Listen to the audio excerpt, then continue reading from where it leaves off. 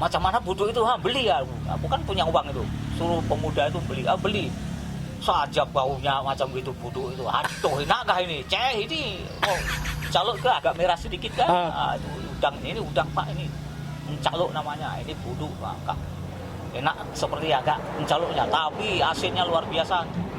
Tapi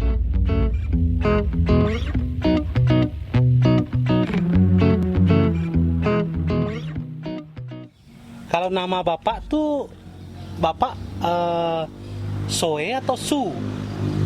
Waktu saya lahir, waktu dulu kan belum ada U gini, pakai OE, makanya sampai saya di sini tuh orang nulis pakai OE. Ada di kantor paroki ya, siapa Pak Her atau Pak Anu yang kadang-kadang nulis OE itu. Kan? Memang dulu saya OE. OE ya. Di surat menyurat sekarang? Sekarang pakai U lah. Udah ada apa itu penggantian ejaan dulu. Bukan yang disempurnakan, itu kan dah duluan, baru yang disempurnakan. Itu perubahannya itu. Siapa tahu waktu dari Jawa nih OE-nya tuh Soe Su tetap sampai sekarang tuh karena permasalahan akte atau itu. Ijazah saya di SMP tanda lulus barangnya masih OE, Soe. Itu enggak berpengaruh pada lalu ganti sih enggak berpengaruh karena memang pemerintah yang anu kan. Apa itu untuk penyempurnaan ya, jadi sempurnakan. Kemarin kita kan cerita patok tuh. Waktu tuh pernah melihat yang patok yang mengantar. Pada tahun pertama saya di Keladang itu, saya kan rumahnya kan hilir, tidak dekat pantai kan. Nah, saya tuh punya bapak kepala kampung tadi kan di pantai sungai, di depannya itu untuk nunggu patok itu tadi. Nah, jadi saya kalau habis sekolah itu kadang-kadang ke hulu ke tempat bapak angkat saya itu nongkrong di sana, ya, sambil ngomong-ngomong dengan orang. Setiap hari ada orang tunggu patok itu kan. Nah, itu ngomong-ngomong lalu ada cerita itulah, apa? Patok ini memang tiap hari harus. Tapi patok itu kan mengantar tentara, itu mengantar tentara dari kampung ke kampung. Barang tentara dari kampung ke kampung. Khusus untuk membawa arah jalan gitu kan. Jadi tentara dan barang itu kemana tujuannya waktu itu? Tujuannya itu waktu itu kan di balai pusat komando namanya Komando Strong Point. Itu tahun 1900? Itu 72 masih ada ya. 72 saya kan permulaan 72. Masih ada. Kalau barang itu simpan di perahu. Kalau misalnya tidak cukup, tentaranya tuh jalan kaki. Jadi patok tadi kan atau perahunya ada berapa orang yang nyuar. Kalau tidak muat pakai tentara tadi kan, tentara jalan kaki, ada satu patok ngantar kan gitu. Gitu kan. Kalau memang terlalu penuh muatan tadi satu sampan, tentara itu jalan kaki dengan patok tadi itu ngantar. Tapi bapak enggak pernah disuruh ikut? Enggak didaftar untuk orang kampung. Enggak pernah. Orang kampung dibayar atau enggak ya? Enggak dibayar itu. Memang harus itu. Malah zaman dulu sebelum saya ke situ kayaknya pernah dihukum oleh tentara itu. Karena enggak mau? Karena enggak ada. Lengah nunggu. Biasanya kan nunggu hari ini kan, enggak ada. Kemudian besok kan ganti orang, paling-paling tidak ada orang kan, tidak ditunggu misalnya kan. Lalu yang ketiga itu mungkin tidak ada, lalu tidak ditunggu. Rupanya ada datang tadi antaran itu apa itu tadi atau bahan makanan tadi kan. Kalau tidak barang ya tentara datang tadi gitu. Lengkap dengan senjata itu. Berarti waktu itu kalau udah datang mereka seram sekali gitu. Iya. Jadi kalau tidak ada datang, apalagi ada barang tidak ada datang itu tadi, itulah dulu kan sampai direndam direndam. Kerendam. Tentara itu kerendam di air di sungai itu, Sungai Sekayam itu. Rendam, jangan. Pokoknya makanya orang pada takut, makanya ndak ada standby di situ. Sampai saya datang itu kan. Harus berapa orang yang standby situ yang tinggal itu ada kadang satu kelompok kan dibagi 7. Nah, orang kampung bagi 7 tak berapa, ada yang kelompok 6, ada 7, ada berapa 5 kalau tinggal banyaknya aja. Tapi ketika Bapak pindah ke Cemongko udah ndak ada barang tuh seperti itu. 1979. Mungkin udah kurang. Soalnya 79 tuh udah mulai ada jalan sini. Oh, udah mulai ada jalan. Mulai jalan sini tuh. Ada jalannya. 79 kan 8 udah mulai kan 84 sebenarnya itu kan. Tapi jalan tuh udah ada. Udah mulai dibuat. Saya pindah sini udah dibuat. Sini kan 84. Sebelum 84 kan jalan udah ada itu. Udah ada jalan. Udah enggak ada lagi patok. Jadi selama jadi tenaga pendidikan berapa puluh tahun tuh, apa yang berkesan sekali Pak di Kalimantan? Kalau saya itu berkesan itu tadi yang apa? Berkesan hidup ya. Selama hidup itu kalau dibandingkan saya kan ke Ladang, Cemongko, sini kan. Nah, yang paling kesan saya yang pertama itu di Keladang saya itu. Itulah tadi masalah ngajarnya itu memang di situ apa antusias sekali orang-orang itu. Walaupun enggak tamat SMA atau SMP tapi itu hanya tamat dari situ berkesan sekali itu. Nah, anak-anaknya itu kalau apa? Anak-anaknya itu kalau saya lihat itu lebih apa ya? Lebih aktif gitulah. Lebih aktif ya. Lebih aktif di sana itu. Masalah sembahyang apalagi. Nah, itu. Kemudian pemuda-pemudanya walaupun tidak bisa namatkan itu dengan guru itu terlalu dekat. Sempat saya jadi ketua pemuda di sana. Ketua pemuda. Maka kalau saya jadi ketua pemuda, saya dipilih jadi ketua pemuda waktu itu. Jadi kalau ketua pemuda pada zaman itu ndak ada TV, ndak ada teknologi lah, apa sih kegiatan waktu itu? Kegiatannya di kampung lagi kan terisolir lagi. Waktu itu kan hanya puncaknya itu kan gawe adat itu, begawe itu kan. Nah, sebelum begawe itu kelompoknya membuat ladang. Kelompok pemuda. Ladang pemuda khusus. Kelompok pemuda kan. Nah, lalu kalau udah panen disimpan apa baris pulut berapa itu, kalau di antara salah satu pemuda yang kawin, kita bantu buat lebang dari kelompok tadi itu Pak. Ada yang nikah gitu kan? Itu buat tua itu beras, itu sumbangkan itu. Itu sumbangan itu. Kemudian kalau di sana dulu itu katanya tidak ada hiburan apa-apa kan. Setiap mau tahun baru, itu pemuda-pemudi Keladang itu yang mempunyai acara. Ya, termasuk nari, pondat, segala apa itu di rumah sekolah itu kan bisa dibuka itu. Nah, itu kan. Sampai untuk nyambut tahun baru. Nah, kemudian ada mengadakan menembak apa itu namanya? Kita kan buat cari bambu yang panjang, itu dari pelita dari kaleng sarden itu digantung. Nembak alamat kata orang saya dulu kan, tembak alamat pakai itu kenapa itu lantak itu kan. Yang kena sekian bungkus rokok, itu yang kena itu. Rame itu kalau udah pas jam 12 itu, ayo masih menyalakan, ya nggak jauh lah, tembak duar, nggak kena duar. Tapi orang nembaknya pakai lantak. Pakai lantak. Zaman itu udah ada lantak ya? Udah, lantak itu kan zaman bahula itu memang udah ada itu. Rokok juga rokok apa waktu itu? Waktu yang pertama kali ada itu rokok salak. Rokok cap salak dulu. Itu yang pertama datang itu. Itulah rokok cap salak. Makanya saya nyuruh pemuda-pemuda tadi pakai rokok itu. Rokok gulung itu udah enggak mau lagi. Kalau ada salak yang mau. Nah, Waktu saya datang pertama itu kan pakai rokok itu longlat itu. Dulu kan makan rokok itu kan pakai daun nipah. Nah itu ada gulung longlat yang diserang, nipah dan dianu lagi. Nah gitu. Lalu rokok salah keluar pertama, ini dah mulai kurang lagi.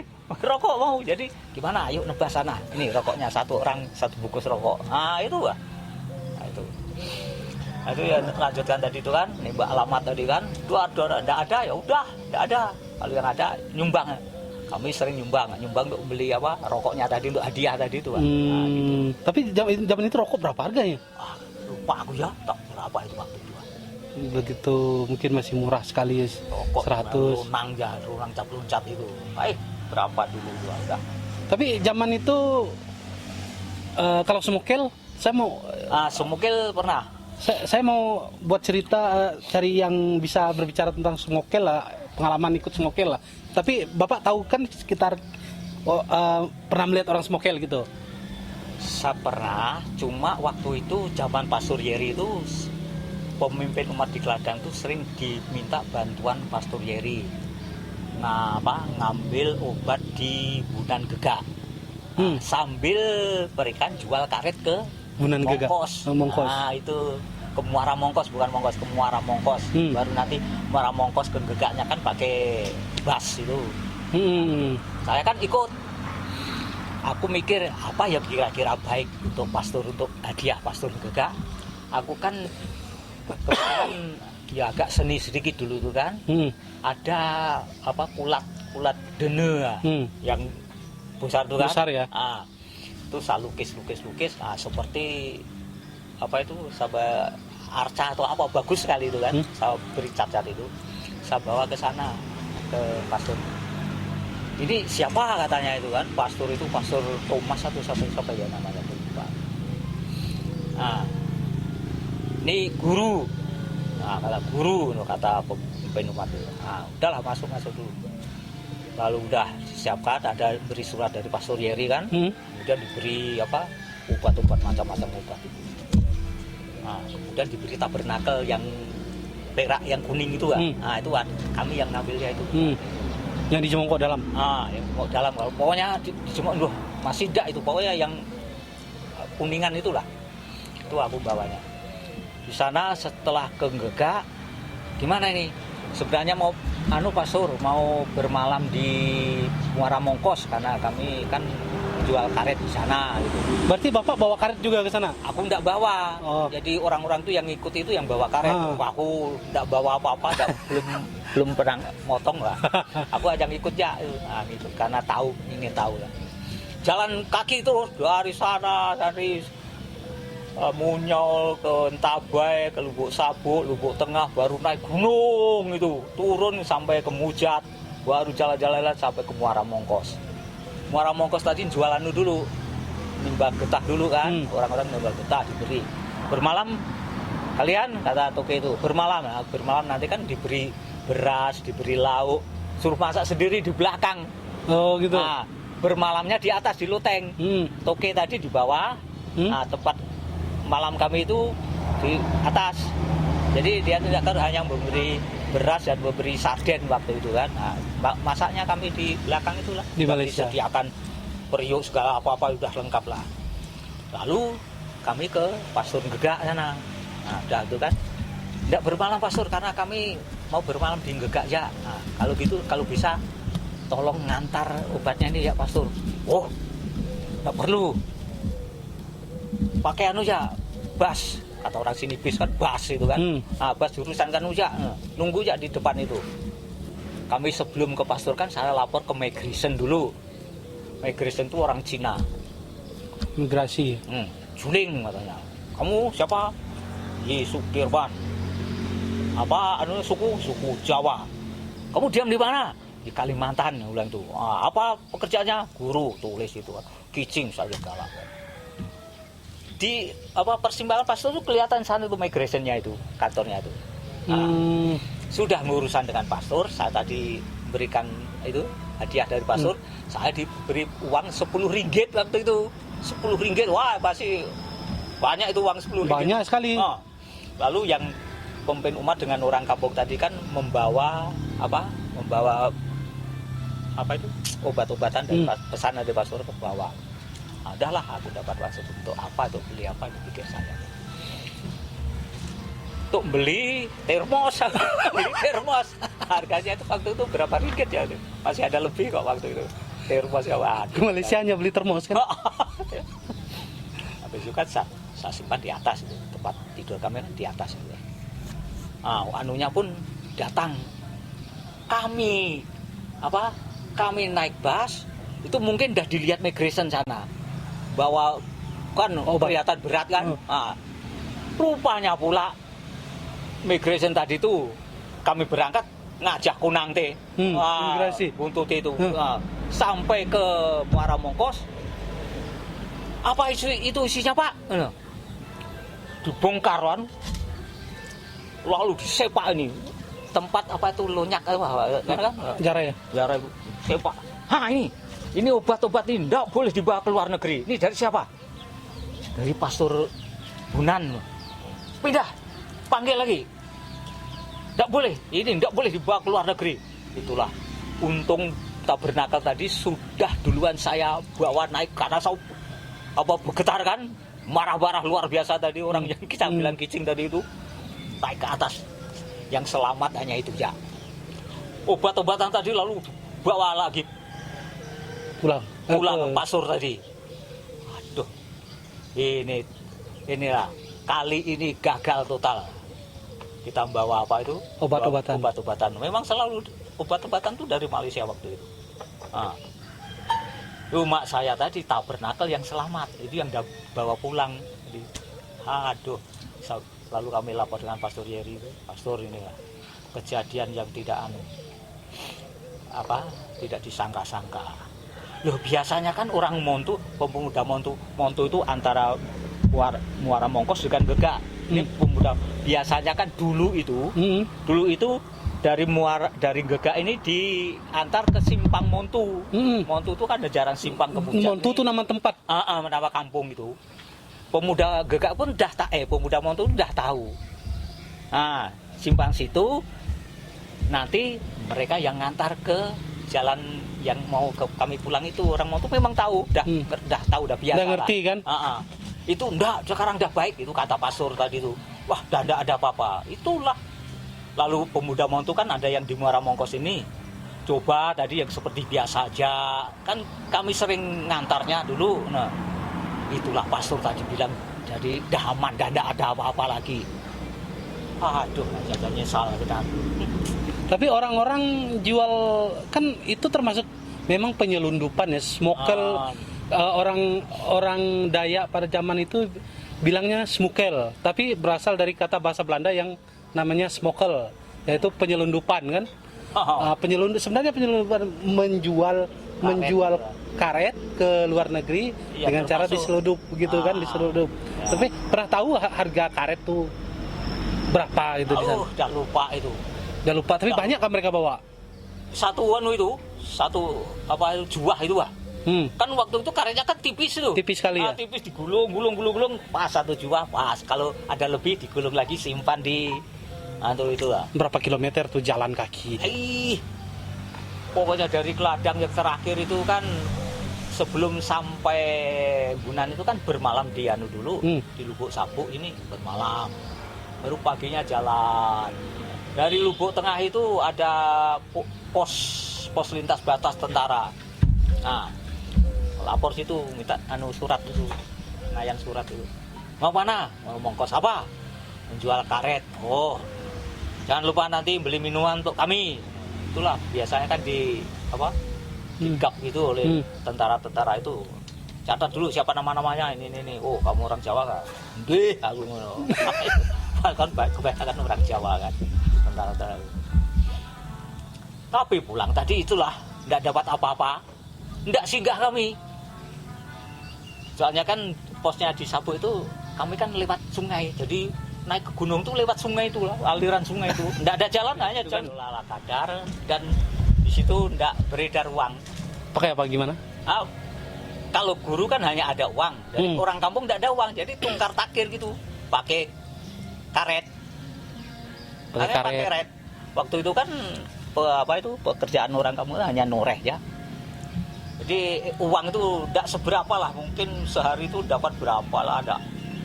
Yang ada itu kan hanya guru dengan orang yang lain lah, yang pegawai lain kalau ada itu. Cukup uang mungkin hanya untuk cukup beli beras atau beli Beras itu memang dijatah. Jadi setiap bulan itu kan kami ngambil beras di Jemongko itu. oh, bukan maksud saya masyarakat tadi. Oh, masyarakat tuh padi. Padi. Ya, hasil ladang tuh. Tapi hasil ladang dulu tuh kan masih tidak seperti sekarang tuh, masih bagus tempat-tempat ladang. Kalau lauk pauk Laut pauk daging tuh, itu sih tidak sulit lah, soalnya orang-orang kampung berburu. Cari ikan malam masih banyak. Aku pun itulah ikan daging musang saja ndak putus laut. Itulah terkesan saya kan, dari segi sembayang, dari segi sekolah itu ada untuk kobing, dari keladang kobing, stogor, munyo sotok dengan keladang dua orang Melayu itu di keladang itu. Jadi anaknya banyak juga. Kalau di Keladang, murid pertama yang paling Bapak ingat itu siapa? Salah satu aja namanya gitu. Muridnya itu Mamak Gonsa itu. Ibu. Mamak Gonsa, termasuk nenek Bayu itu, Pak. Itu. Berarti istrinya adalah muridnya waktu SD. Berarti tapi waktu itu kan orang kelas 1 SD kan udah besar-besar semua. Waktu itu memang umur sekolah itu udah terlambat. Kira-kira berapa lah umur mereka waktu itu kelas 1 SD? Itu ada yang 10 tahun, ada yang masuk kelas 1. Ada itu. Ada saya ngajar di Jemongko itu, segala hapus, segala eko, segala rujin itu udah satu dari saya itu. Berarti Bapak kesini ke Keladang tuh umur Bapak berapa? Saya 511 sampai 70, 19 tahun lah. 19 tahun. 19 tahun kan tamat SMP, SMA, karena saya dulu pernah nggak naik di SD. Sekali nggak naik di SD. Berarti waktu itu mungkin istri Bapak, ibu tuh nenek tuh umurnya 10 tahun, Bapak udah 19 tahun kan? Selisih saya 7 tahun. 7 tahun. 7 tahun. Saya 6 tahun lah, saya 51, dia 57. Berarti lambat sekali masuk SD kan? Itulah. Zaman itu memang susah. Hitung ya, saya dengan bapakmu itu hanya selisih 10 tahun. Saya 10 tahun pensiun, dia bapakmu baru ya setahun ini kan. Itu kan selisih dekat itu. Selisih dekat 10 tahun. Berarti itu ngajar di Jemongko, gimana ketemu sama istri, neneknya, istri waktu itu ya, namanya untuk nggak seperti sekarang bebas sana sini cari tuh enggak. Di sana tuh kan kalau main ya hanya di kampung itu. Memang waktu itu enggak ada jalan lain untuk main kemana-mana tuh susah. Terkecuali di Kobing itu agak dekat. Sotok itu udah jauh, itu udah jarang. Itu. Jadi sehari pagi hanya di kampung itu saja, enggak pernah keluar, enggak seperti sekarang pergi sana, pergi sini, itu enggak ada. Tapi TV belum ada sih? Enggak ada, TV enggak ada. Radio susah enggak cari radio. Jadi apa hiburan masyarakat di situ? Itulah hiburannya, itulah hanya ke hutan, berburu itu. Berburu itu. Saya kan setiap hari Minggu habis sembahyang tuh berburu ke hutan. Itu. Dapat babi hutan gitu. Ikut orang kampung. Pernah dapat ular yang besar tuh. Besar mana ular? Lebih, tapi besar paha. Lebih besar lagi. Soalnya saya narik itu saya tidak mampu. Kepalanya tuh segini kan, saya masukkan, wah iya, masuk. Wah, kalau kepala saya masuk ini mungkin janganlah babi hutan, mungkin rusak, mungkin apapun masuk itu. Itulah aku yang masih ku ingatkan. Ayo saya dulu kan gini, saya tukang beli beli senawa, karena yang punya duit itu hanya guru-guru waktu itu. Guru-guru itu Pak Caung dari Bedua itu kan selalu jual senawa tuh untuk senapang ya kan, itu. lantak kan, senapang. Nah, Nah, itu kan aku beli banyak-banyak. Jadi saya lepit gitu. Kalau misalnya saya tidak ikut berburu tadi, saya senawa yang ikut. Nanti bagi sama. Senawa itu. Kalau saya ikut, ya baginya 2 nanti. Ada senawa, ada senapang, ibaratnya senapang dengan orangnya gitu kan. Begitu berkesan di Keladang dulu ya. Berkesan. Lauk gampang. Sesudah saya beli senapang, saya dulu kan beli senapang dari Pak Buyin, itu kakaknya Pak Vincent tuh. Seorang Subro.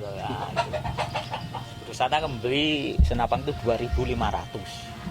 2 jengkal itu, 2 jengkal larasnya itu kan. Jadi pendek sih, jadi untuk lari di hutan nggak apa-apa. Enak, mudah, nggak nyangkut-nyangkut. Nah, itu waktu itu saya mulai ikut berburu tiap minggu di hutan itu. Nah, kalau malam ya, kalau ndak cari mancing ngenter belut, ngenter lah. Itu cari musang. Saja memang lauk itu ndak pernah putus. Memang banyak. Saja ndak pernah putus. Di pan saya itu, pan di dapur itu kan, namanya musang tuh belum habis musang, lauknya itu ada, nanti malam udah dapat lagi. Zaman Itulah. itu. Soalnya begini ya, saya pulang sekolah itu jalan-jalan di bawah pohon aren itu. Lihat itu bekas dimakan musang itu kan. Oh, ini ada. Kalau ada bekasnya nanti malam didatangi, ada. Atas. Gitu. Tembak mati udah, kalau udah dapat satu udah usah lagi bawa pulang ya. Cukup hanya untuk ya kan? Barang enggak habis, kadang-kadang hanya kawan, kalau ada kawan-kawan datang nyora itu silakan. Kadang-kadang berkawan, kadang-kadang saya sendiri gitu. Tapi zaman tuh minuman keras enggak ada? Ada. Lonang cap loncat waktu itu. Dari mana itu dapat? Itu dari toke-toke yang itu tadi. Yang pokoknya kalau toke datang, pokoknya apa-apa ada itulah. Balur ada, beras ada, lonang ada, pokoknya kalau ada motor singgah itu ada semua. Kalau udah lama tidak ada motor ya ada lah. Tapi beras pun susah. Susah laku, soalnya orang kampung ada semua. Susah laku. Lauk, buduk, calo itu yang dibawa itu. Itu makanan yang sangat-sangat favorit. Tapi orang dari Jawa datang pada zaman itu udah pernahkah makan segala buduk, cencalo? Enggak pernah, aku pun baru itu. Macam mana buduk itu? Beli ya. Aku kan punya uang itu. Suruh pemuda itu beli. Saja baunya macam itu buduk itu. Aduh, enakkah ini? Ini calo itu agak merah sedikit kan? Ini udang Pak ini. Calo namanya. Ini buduk, Pak. Enak seperti agak mencaluknya, tapi asinnya luar biasa. Tapi enak. Aja lah. Lidah dari Jawa dengan lidah Kalimantan kan belum bisa menyesuaikan. Zaman itu kan orang-orang sedikit yang bisa pakai bahasa Indonesia. Ya, hampir semua bisa. Hampir semua bisa ya. Kalau yang orang tua, tuanya itu enggak bisa ya. Bisa. Tapi kalau anak-anak sih udah bisa orang kan. Orang tua yang muda, yang baru-baru jadi orang tua lah, itu udah bisa itu. Udah bisa. Tapi belum lancar gitu kan. Gitu pendidikan. Tapi di situ memang udah ada sekolah sejak kapan loh? Sekolahnya tuh kalau menurut plakat itu, plakat SD Bantuan Keladang, SD swasta Bantuan Keladang. Nah, itu tahun 1958 kalau tidak salah. Udah ada SD di situ. Berarti guru-guru tua pun udah ada di situ. Ada. Guru tua itu waktu saya datang itu kan Pak Firman, Pak Tiye, baru Pak Rusti waktu itu kan. Pak Rusti itu baru setahun. Saya datang dia pindah. Dengan Pak Buyin tadi itu kakaknya. Nah, itu kan kalau tadi kan mereka tuh hanya TP tenaga bantu gitu. Tenaga yang tidak berwenang tadi itu kan.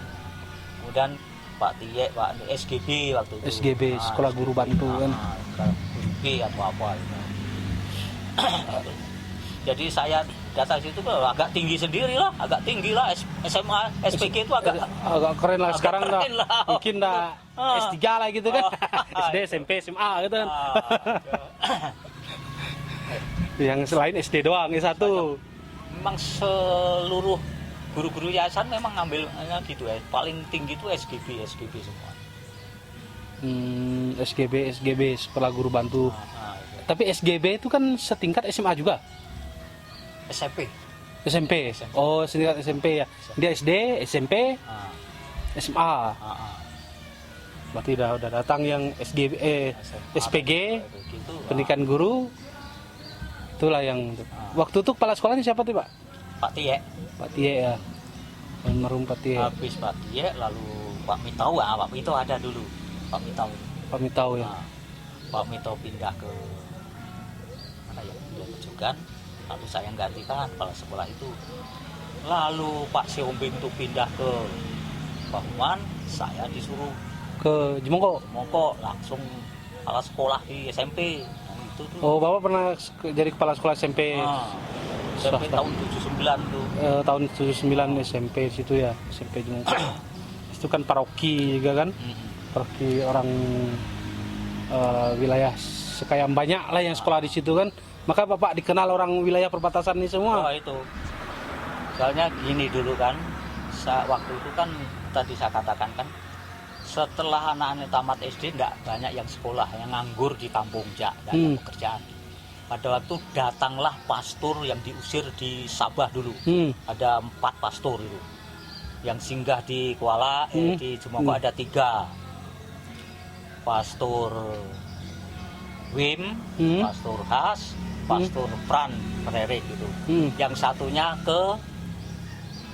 di Nyarunggok, Pastor Berto. Pastor Berto itu. Nah, inilah yang sering Pastor Wim itu tidak lama di sini. Yang lama itu Pastor Has dengan Pastor Fran Pererik itu. Kalau Pastor Has itu orang Austria.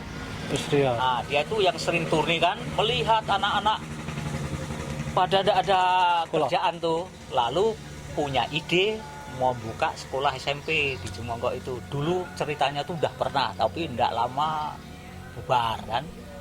Nah, lalu buka sekolah di Jemongko dengan alasan gini, untuk pertama guru-gurunya itu kan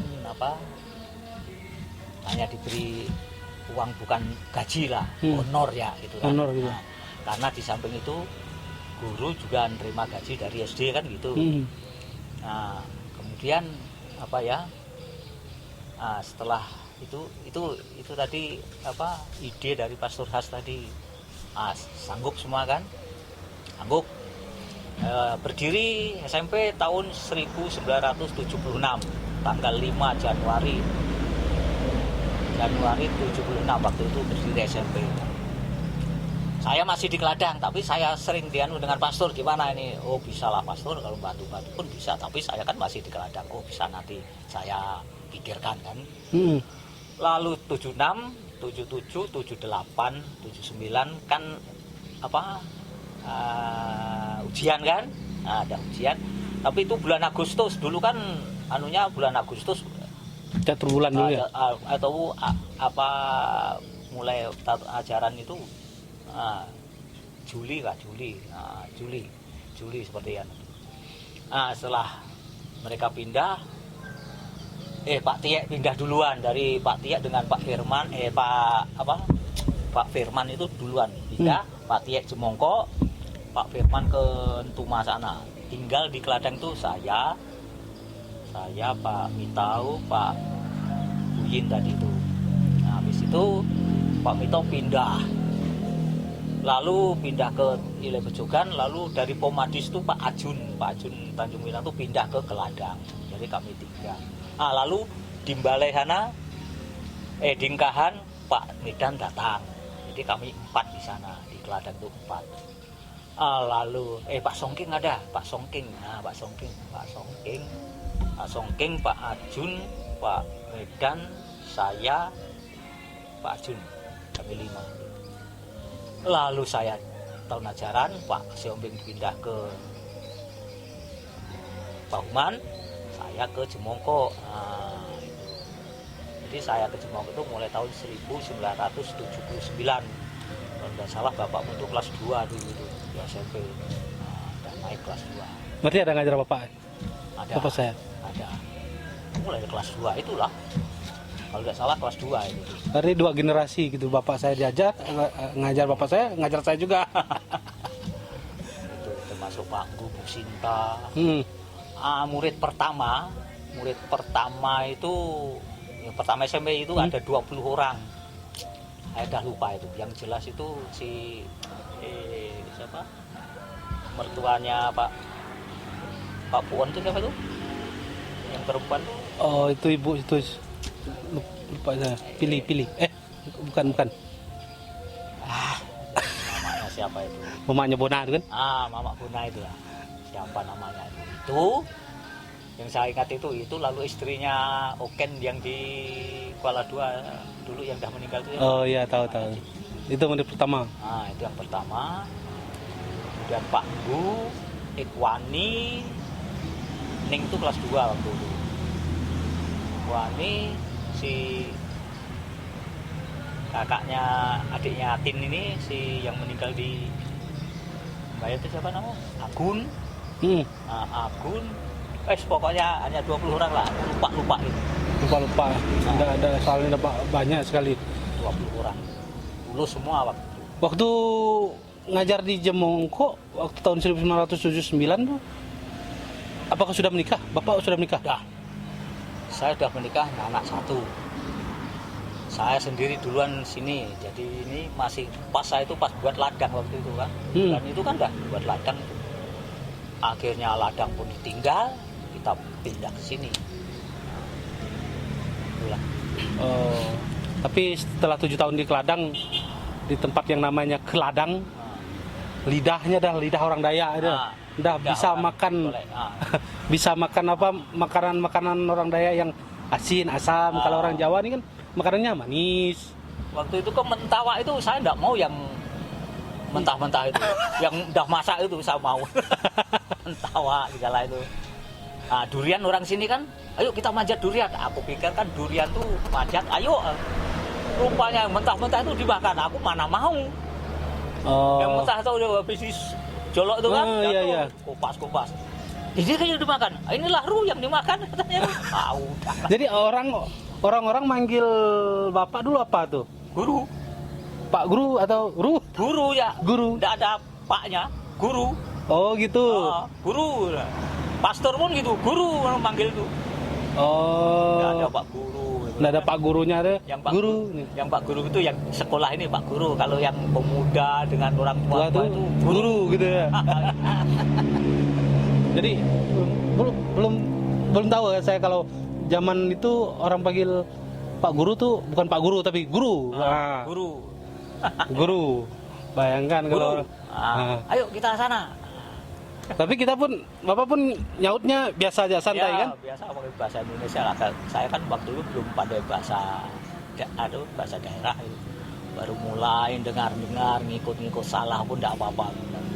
Zaman itu mata pelajaran orang apa-apa? Yang kan zaman itu sedikit sekali mata pelajaran. Atau gimana? Ada, tetap lah. Ada berhitung, ada bahasa, ada IPA, IPS, PMP waktu itu. PMP, kalau sekarang kan PMP dan tidak ada nih. Berhitung jadi matematika nih. Itulah dulu kan berhitung tuh. Ada matematika. Gaji 1.350, beras tidak perlu beli, tapi bahagia gitu waktu itu. Lalu kadang-kadang saya itu kan itulah karena aku kan bilang ini di sini ada orang mencuri enggak ada orang mencuri. Kalau gitu nantilah Guru biar ada yang ketua pemuda saya tidur sini ya, tidur dengan kami. Saya suruh masak, aku kan enggak pandai masak, enggak pernah masak, lalu masak sendiri enggak pandai. Kan nyuruh pemuda tadi itu diam dengan saya, pokoknya kalau masak dia tidur dengan saya, paginya pulang gitu. Waktu masih lah masih sendiri itu dengan kawan tadi itu. Dia pun senang tanpa dibayar gitu. Senang.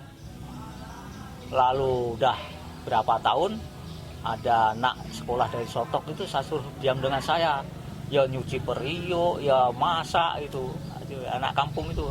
Saya masaknya tuh orang sini waktu itu kan pakai minyak minyak goreng itu terus itu. Sayur apa pun pakai minyak goreng, pakai minyak goreng itu. Aku terlalu waduh itu. Aku memang makanan itu waktu itu masalah makanan aku itu. Kalau di sana kan enggak minyak itu kurang. Minyak itu pakai ini ya, kelapa itu minyak kelapa, santan ya. Itu pun jarang-jarang. Itu pun enggak pernah. Enggak pernah. Di sini kan adanya minyak makan lu pakai minyak, gantinya santan tuh mungkin minyak itu. Apa-apa pakai minyak udahlah. Dari sekarang 2021 kapan terakhir pulang, Pak? Pulang ke Jawa? Aku pulang dulu waktu Aceh, tsunami Aceh itu berapa? Kapan ya? 2004.